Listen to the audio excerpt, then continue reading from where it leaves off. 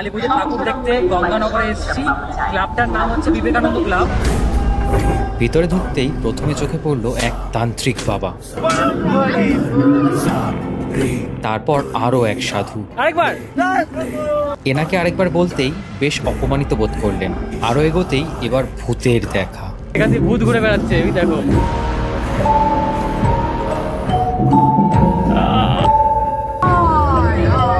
আর একটু এগিয়ে দেখি একজন সাধু যজ্ঞ করছে, সামনে কতগুলো কুলি। এখানে এক সাধু জ্যান্ত কালিমাকে পুজো করছেন। এইখানে হচ্ছে আসল ঠাকুর। ওয়াও, উপরে দেখো পুরো বিদ্যুৎ চলে যাচ্ছে।